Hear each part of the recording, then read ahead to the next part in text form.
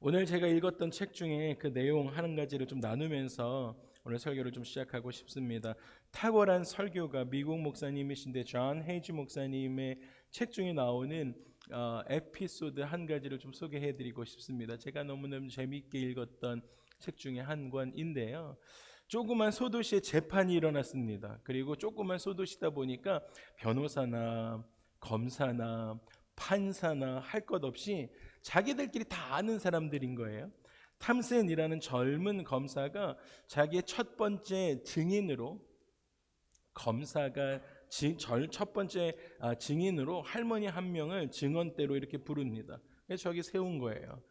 그리고는 그녀에게 다가가서 이렇게 이야기합니다. 오그된 할머니, 저를 잘 알고 있지요? 이렇게 물어봤습니다. 그랬더니 미세스 오그덴이 이렇게 이야기합니다. 확신에 찬 목소리로 탐슨 씨, 물론 나는 당신을 어렸을 때부터 잘 알고 있죠.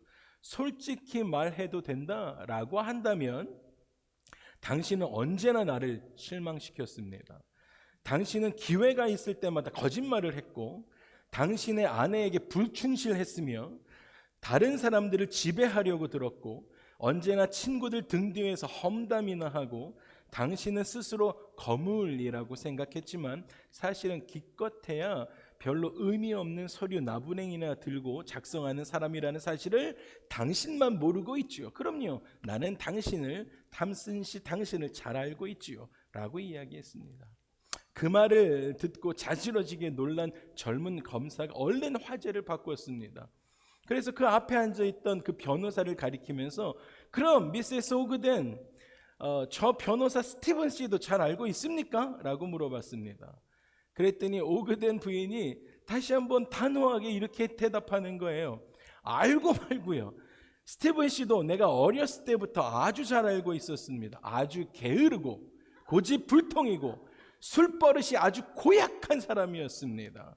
내가 알기로는 우리 주에서 제일 무능한 변호사인 주제에 자기 아내를 속이고 3명의 다른 여인과 놀아났지요. 그 중에 한 명이 지금 당신의 부인이 된 것을 알고 있습니까? 라고 이야기했습니다. 그럼요, 스티븐 변호사도 내가 잘 알고 있습니다. 라고 이야기했습니다. 조그만 그 법정에서 그 오그된 할머니가 그렇게 크게 이야기를 했어요. 그 말을 듣고 있던 변호사도 정신을 잃어버렸어요. 그러자 판사가, 요 뒤에 앉아있던 판사가 조용하게 검사와 변호사를 이렇게 부릅니다. 일로 오시오. 그리고는 이렇게 이야기했습니다. 만일 당신들 중에 누구라도 저 오그된 부인에게 나에 대해서 아느냐고 멍청한 질문을 하기만 해봐라. 그땐 당신 둘 다 감옥에 평생 동안 썩게 만들어줄 것이다.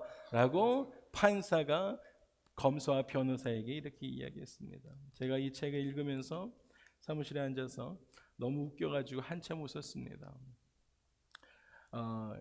한참 웃다가 저도 하나님에게 이렇게 물어봤습니다. 하나님, 저를 아시지요? 라고요. 하나님, 저 아시지요? 라고요.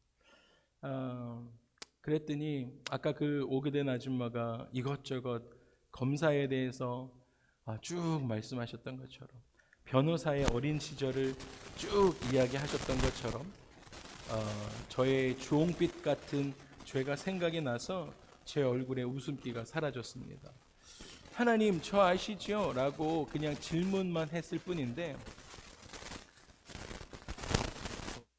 네.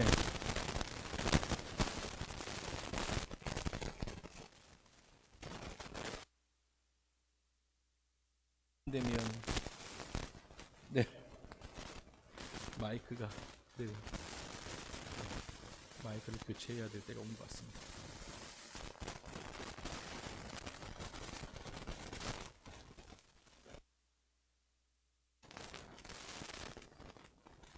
네, 이것저것 다 해봤지만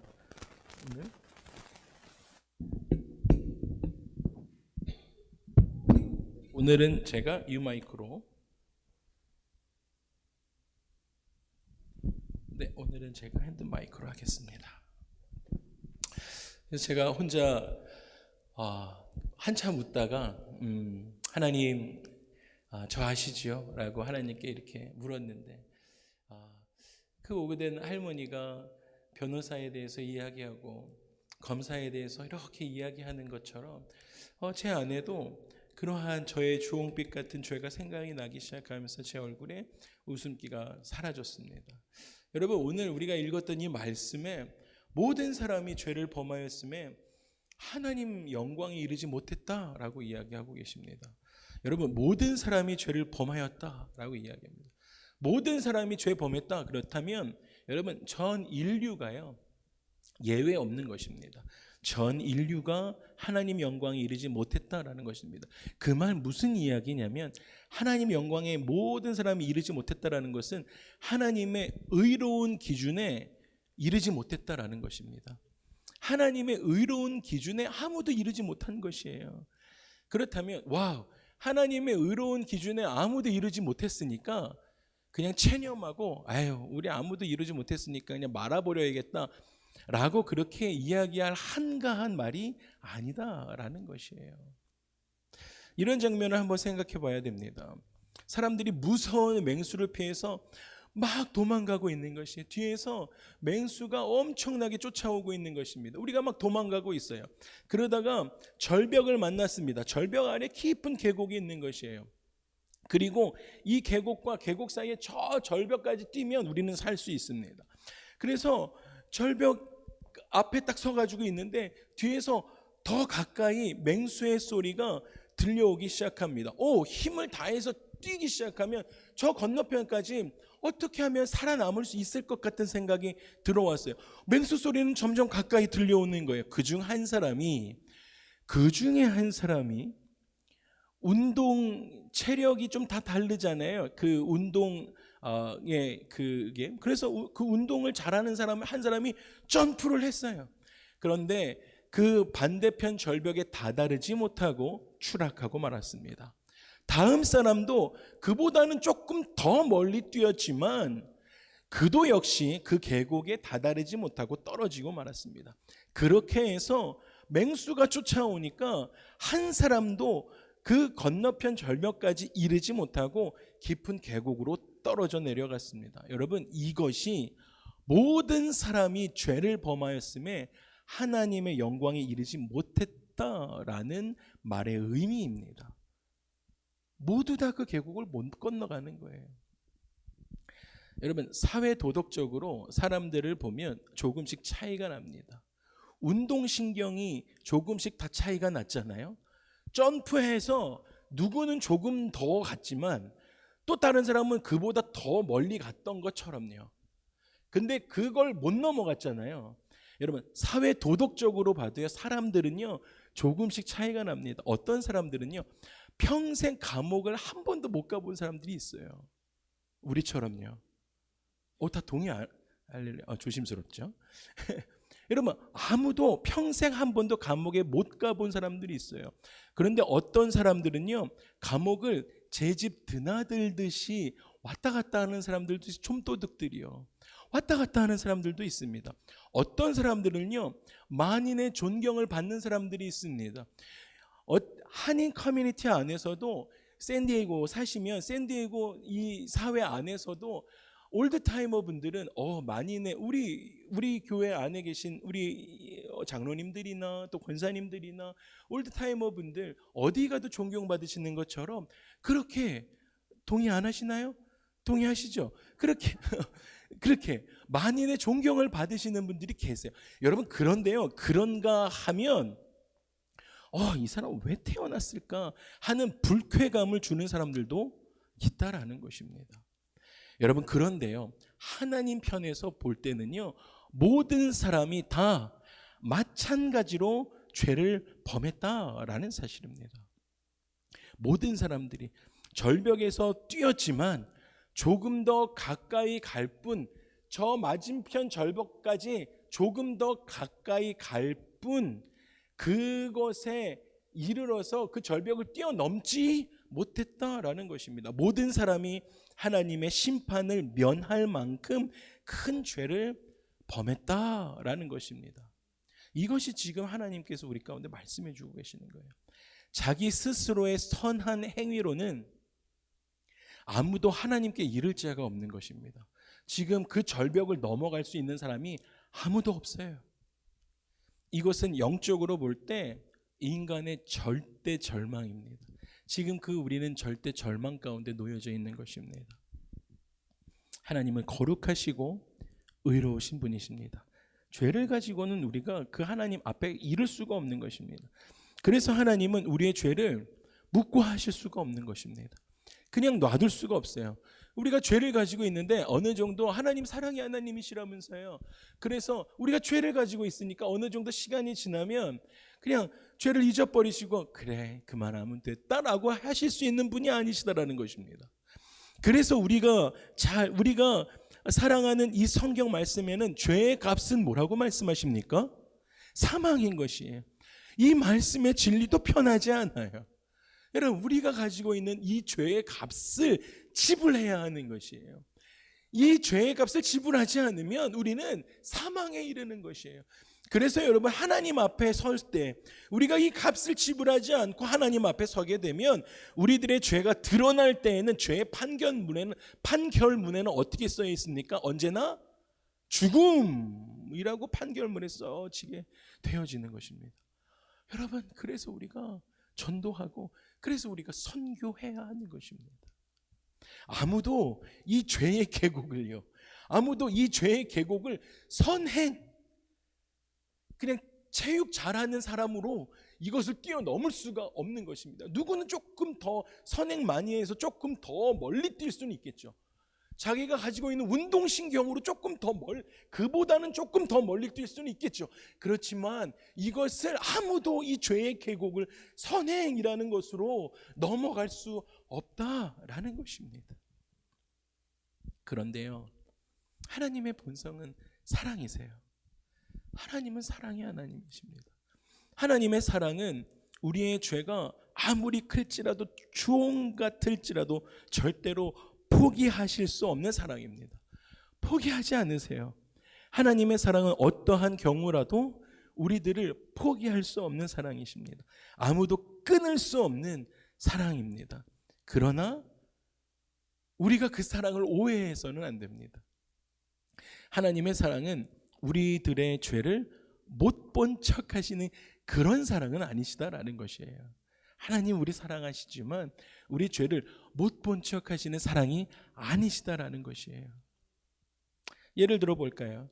어떤 집에 아들이 죄를 지었어요. 죄를 짓고 집 안으로 들어왔어요. 경찰이 잡으러 왔습니다. 아들의 이야기를 다 자초지종을 들었어요. 그 큰 죄를 지었어요. 여러분들이라면 어떻게 하시겠습니까? 그렇게 하시겠죠. 그런데 이 부모는 이 아들을 보호하기로 결정합니다. 경찰에 내주지 않기로 결정한 것입니다. 이 아들에게 애꿎은 일이라도 생길까 봐 이 아들을 보호하는 거예요. 이 아들의 그 큰 죄를 들었음에도 불구하고 아들을 내주지 않기로 결정하는 거예요. 왜 이게 부모의 사랑입니까? 그렇지 않죠. 이 죄를 덮어주려고 하는 거예요. 이 죄가 있음에도 불구하고 죄값을 치르지 않게 해주려고 하는 거예요. 이건 부모의 사랑 아닙니다. 또 다른 부모가 있어요. 그 아들로부터 자초지종 다 들었어요. 그리고는 이 아들을 데리고 손잡고 피해자 집으로 가는 거예요. 그리고는 그 피해자에게 용서를 구합니다. 그리고 아들이 끼친 손해를 다 배상하겠습니다 라고 약속해 주는 거예요.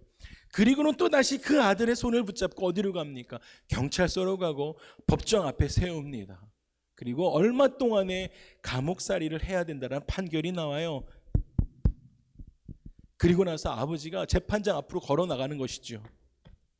그리고는 아버지가 재판장 앞에서 이렇게 이야기하는 것입니다. 존경하는 재판장님, 제가 아들을 대신해서 감옥에 들어갈 수 있도록 부디 허락해 주시기를 바랍니다. 여러분, 이게 가능한 일입니까? 그렇게 안 되죠.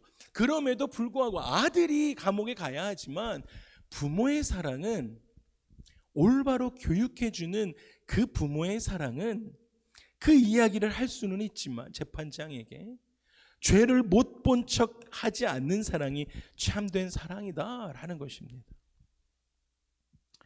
여러분, 하나님은 사랑이십니다. 할렐루야. 동시에 하나님은 거룩하신 분이세요. 하나님의 거룩하심과 우리들이 가지고 있는 이 죄가 충돌하는 거예요. 우리를 사랑하시지만 우리가 가지고 있는 이 죄를 묵과하실 수 없다라는 것입니다. 여러분, 오늘 우리가 같이 예배드리시기 시작할 때 하나님 저 아시지요? 라고 여러분 물으실 때 하나님께서는 여러분 가운데 사랑하다마다 라고 말씀하실 거예요. 그런데요, 하나님의 거룩함은 우리들의 죄를 용납하실 수는 없으십니다. 해결하셔야 돼요. 아무 일 없었다는 듯이 그냥 넘어갈 수는 없다라는 것입니다. 이런 상황에서 우리가 할 수 있는 일이 아무것도 없어요. 우리가 우리 죄의 문제를 내가 내 죄값을 내가 혼자 지불할 수가 없어요. 여기에 인간의 참담함이 있는 것입니다.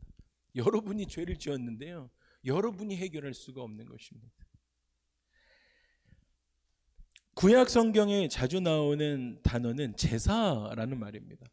구약 성경을 읽으면 제사가 많이 나와요. 왜 많이 나오냐면 그 제사를 통해서 하나님과의 관계 때문에 그렇습니다. 하나님은 늘 우리와 교제하기를 원하시니까 늘 구약 성경에 많이 나오는 등장하는 단어 중에 하나가 제사입니다. 이 제사를 통해서 하나님과의 릴레이션십이 이루어지기 때문입니다. 레위기에 보면 제사법들이 쭉 나오는데 이 이스라엘 백성들이 드릴 가장 중요한 제사 중에 하나로 번제가 나옵니다. 이스라엘 백성들이 죄를 회개하고 용서받기 위해서, 하나님 앞에서 죄를 회개하고 용서받기 위해서 하나님 앞에 나아갈 때는 언제나 어떻게 했습니까? 짐승을 잡아서 제단 앞에 피를 쏟고 나머지는 제단 앞에서 불을 태워서 하나님 앞에 올려드렸습니다. 하나님은 피에 생명이 있다라고 하셨어요. 피에 생명이. 그래서 제단 앞에서 피를 뿌렸던 것입니다. 그 피를 뿌리는 행위, 곧 짐승을 잡아서 피를 제단 앞에 쏟는 행위는 그들 자신이 내가 죄로 인해서 마땅히 죽어야 할 죄인임에도 불구하고 내가 이 대신하여 이 짐승을 주님 앞에 드립니다 라고 고백하는 겸손한 행위가 되어지는 것입니다. 그래서 번제를 드리다라는 것은 내가 죄인입니다라는 겸손의 고백이었습니다. 겸손의 예배였던 것입니다. 그래서 하나님께서 짐승이 죽는 것, 짐승의 죽음과 피를 보시고 그들의 죄를 용서하셨습니다. 그래서 이스라엘 백성들은 하나님 앞에 나아갈 때마다 짐승의 피를 가지고 나아갔던 것이죠. 그런데요, 신약 시대로 넘어오면서 하나님께서 놀라운 일을 행하십니다. 우리 가운데요. 우리들의 죄값을 대신 지불하시기 위해서 그의 아들로 하여금 사람이 되게 하시는 거예요. 할렐루야. 그리고 우리들의 죄값을 대신 지불하도록 예수 그리스도를 통해서 대신 지불하도록 그의 아들을 십자가 위에 내어놓으시는 것입니다. 이제는 더 이상 짐승의 피 흘릴 필요가 없게 되신 것입니다. 예수 그리스도가 그 일들을 단번에 이루셨습니다. 할렐루야. 원래는 우리가 죄를 지음으로 말미암아 우리가 이것을 해결할 길이 없었는데요, 하나님께서 그 일들을 예수 그리스도를 통해서 이루어 주시는 것입니다. 마가복음 10장에 이렇게 말씀해 주십니다. 마가복음 10장에 인자가 온 것은 섬김을 받으려 함이 아니라 어떻게 해요? 도리어 섬기려 하고 자기 목숨을 예수님의 피 흘림, 피에 어디에 생명이 있다라고 말씀하셨잖아요. 하나님은 자기 목숨, 피 흘리심을 통해서 많은 사람들의 대속물로 주려 함이라 라고 말씀하시고, 할렐루야. 로마서 3장에도 같은 말씀이 나오세요. 모든 사람이 죄를 범하였음에, 이것이 오늘 우리가 말씀을 읽고 있는 그 주제 말씀이셨죠. 모든 사람들이 하나님의 의로우신 기준에 부합하지 않았던 것입니다. 모든 사람들이 죄를 범하였으면 하나님의 영광의 그 기준에 이르지 못했던 거예요. 이 절벽에서 저 절벽까지 넘어갈 수 있는 사람이 아무도 없는 거예요. 조금 더 멀리 뛴 사람은 있지만 넘어갈 수가 없었던 것입니다. 그런데요, 그리스도 예수 안에 있는 속량으로 말미암아, 할렐루야, 예수님의 피 흘리심, 예수님의 피 흘리심으로 말미암아 하나님의 은혜로 하나님께서 예수 그리스도를 보내심으로 말미암아 우리가 어떻게 됐습니까? 의롭다 하심을 받는 것입니다. 할렐루야. 히브리서에서도 같은 말씀을 분명하게 기록하고 계십니다. 예수님께서요, 모든 사람들이 이 히브리서 짠, 네, 짠, 제가 읽어드릴게요. 히브리서에서도 염소와 송아지의 피로 하지 아니하고, 히브리서 9장에 이렇게 말씀하세요. 그리스도께서 염소와 송아지의 피로 하지 않고, 왜냐하면 제사를 드려야 되니까 그걸로 하지 않고 오직 자기의 피로, 예수 그리스도의 피 흘리심으로 말미암아 영원한 속죄를 이루사 단번에 한 번에 성소에 들어가셨느니라 라고 말씀하십니다. 할렐루야. 하나만 더 살펴볼까요? 베드로전서 1장 18절에서 19절 이렇게 말씀하셔요. 너희가 알거니와 너희 조상이 물려준 헛된 행실에서, 조상들이 우리 가운데 여태까지 물려준 모든 죄의 행실에서 대속함을 받은 것은 어떻게 했냐면요, 은이나 금이나 없어질 것으로 된 것인데, 우리가 다 선행이나 뭐나 다 이것으로 했더니 안 되는 것이에요. 그런데 어떻게 해야만 가능한 것입니까? 오직 흠없고 점없는 어린 양 같은, 어떻게 하십니까? 그리스도의 보배로운 보혈. 할렐루야. 예수 그리스도의 보혈에 생명이 있는 줄 믿습니다. 여러분, 모든 일에는 과정이 있습니다. 과정을 생략하고는 절대로 결과를 기대할 수가 없습니다. 과정을 생략하면 좋은 결과를 기대할 수가 없는 것이지요. 하나님께서 우리를 사랑하시고 구원하시는 구속사적인 그 역사 안에서 생략할 수 없는 것이 바로 예수 그리스도의 십자가입니다. 할렐루야. 모든 것이 과정이 너무 필요해요. 우리 교회가 세워져 감에 있어서도 과정이 너무 필요한 것입니다. 우리는 그 과정을 하나님 앞에서 들으면서 우리 교회는 그 과정을 하나님의 말씀에 따라서 그 과정을 세워갈 것입니다. 여러분, 그 과정이 생략되어져 버리잖아요. 우리 구원이 이루어질 수가 없는 것이에요. 예수 그리스도의 여러분의 신앙의 삶에 예수 그리스도의 십자가가 생략되어지면 우리의 구원이 이루어질 수가 없습니다. 이단들에게서요, 찾을 수 없는 것이 예수 그리스도를 빼는 것이에요. 그리고 지가 들어가요. 여러분, 교주들이 다 거기에 들어가는 거예요. 그리고 자기가 동등됨을 취하는 거예요. 웃긴 사람들이죠. 그렇게 하는 거예요. 그리고 두려움을 심어주고요. 여러분, 그래서 예수 그리스도께서 죽으셔야만 했습니다. 예수 그리스도께서 우리의 죄값을 온전히 대신하여 십자가에서 대신 지불하셨습니다. 할렐루야. 우리는 죄를 지을 수는 있어요. 그렇지만 죄값을 지불할 수가 없었습니다. 어떻게 해야 할까요? 여러분, 십자가는 우리들의 신앙생활에서도 생략할 수 없는 중요한 과정입니다. 십자가에서 우리들의 옛사람이 그래서 함께 죽어야 하는 거예요. 우리의 신앙생활에서 어떻게 해야 할까? 우리의 죄의 문제를 해결하기 위해서 내가 옛사람이 예수님과 함께 십자가에서 죽어야 한다. 매일매일의 삶에서 그렇게 살아가야 한다라는 것입니다. 로마서 6장에 이렇게 말씀하세요. 그래서 우리가 알거니와 우리의 옛사람이 어떻게 해요?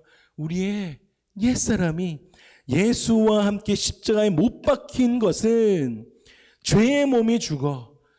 우리가 예수 그리스도와 함께 십자가에 못 박히는 것이 이유가요, 죄의 몸이 죽는 것입니다. 할렐루야. 그리고는 다시는 우리가 죄의 종노릇 하지 않는 것이니, 할렐루야, 이는 죽은 자가 자기 죄에서 벗어나는 것입니다. 그리고 의롭다 하심을 얻었음이라 라는 것입니다. 그러한 저와 여러분의 삶이 되기를 주님으로 축복합니다. 그래서 예수님은 우리들에게 우리 자신의 십자가를 짊어지라 라고 말씀하시는 거예요. 저와 여러분의 그 십자가를 매일매일의 삶이 짊어지는 것이에요.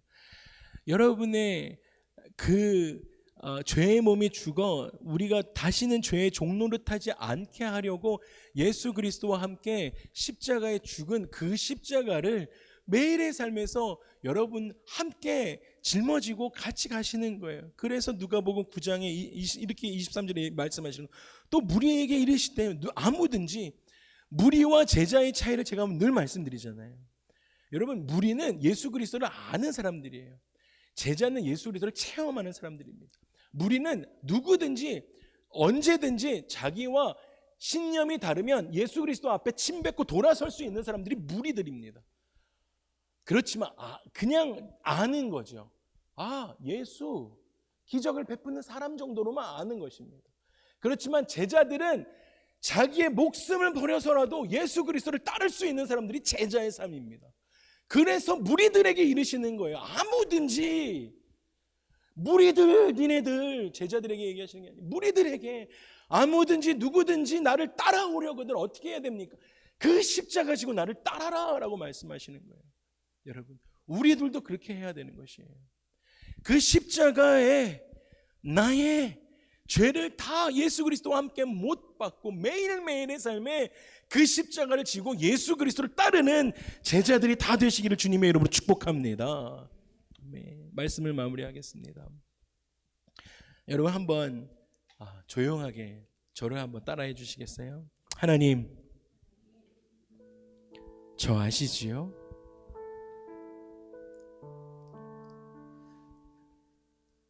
뭐라 그러세요? 한 번 더 따라 하실까요? 하나님, 저 아시지요? 네. 그렇게 하기 위해서는 자기를 부인하고 날마다 제 십자가를 지고 따라가야 합니다. 여러분, 하나님 저 아시죠? 라고 여러분 우리가 매일매일의 삶에 고백하시기 시작하셔야 돼요. 그러면요, 그 응답은 언제나 사랑한다 라고 말씀하실 거예요.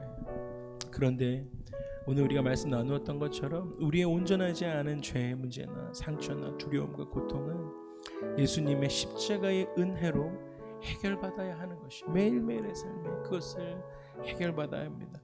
오늘 그 십자가의 그늘 아래로 피하는 우리가 되기를 소망합니다.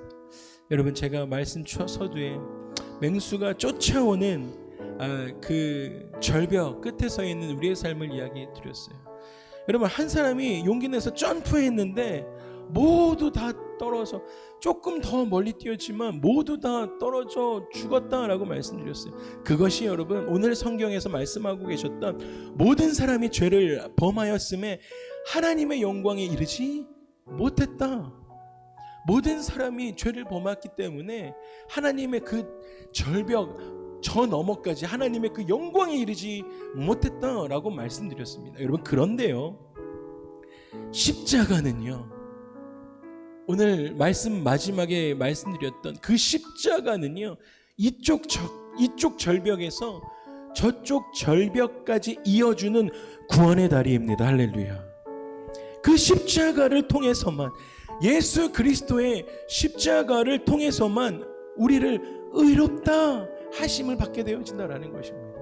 그 십자가 통해서만 여러분 우리의 어떠한 선행으로도 그 절벽 넘어갈 수가 없어요. 아무리 선행하거나 아무리 우리가 운동을 잘해도 그거 점프해서 넘어갈 수가 없다라는 거예요. 오직 예수 그리스도의 그 보혈의 은혜, 예수 그리스도의 십자가로만 이 절벽 넘어갈 수가 있다라는 것입니다.